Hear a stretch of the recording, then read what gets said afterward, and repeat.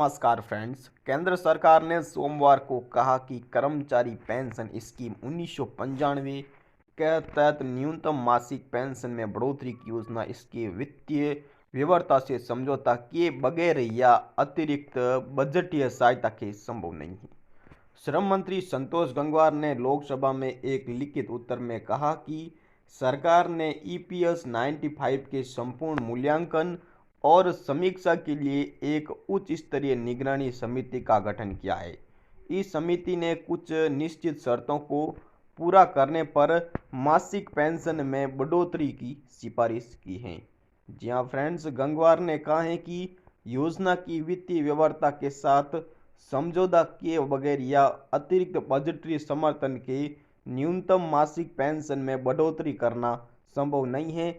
सरकार ने पहली बार व्यापक मांग को ध्यान में रखते हुए अतिरिक्त बजटीय सहायता प्रदान कर 1 सितंबर 2014 से ईपीएस 95 के तहत पेंशन भोगियों को प्रति माह 1000 रुपये की न्यूनतम पेंशन प्रदान करना शुरू किया है।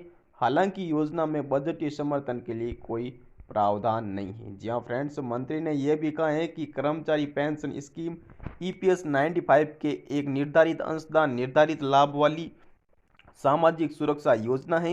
इस योजना के प्रावधान के मुताबिक पेंशन भोगियों को पेंशन का भुगतान एक पूल्ड अकाउंट से किया जाता है, जिसमें कर्मचारी की ओर से नियोक्ता द्वारा 8.33% अंशदान, वैधानिक सीमा 15,000 रुपये प्रति माह दिया जाता है और 1.16% अंशदान कर्मचारी की ओर से केंद्र सरकार द्वारा दिया जाता है।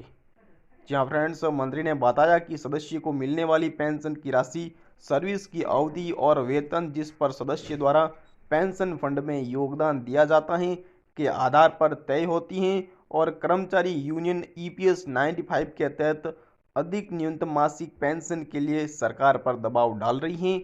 जी हाँ फ्रेंड्स, शुरुआत में उन्होंने योजना के तहत 3000 रुपये प्रति माह पेंशन की मांग की। बाद में उन्होंने न्यूनतम मासिक पेंशन को बढ़ाकर 5000 रुपये या इससे अधिक करने की मांग की है। जी हाँ फ्रेंड्स, ईपीएस 95 के तहत पेंशन इंडेक्स या मुद्रास्फीति से जुड़ी नहीं है और ये पूरे समय स्थिर रहती हैं और ईपीएस 95 योजना का संचालन कर्मचारी भविष्य निधि संगठन द्वारा किया जाता है।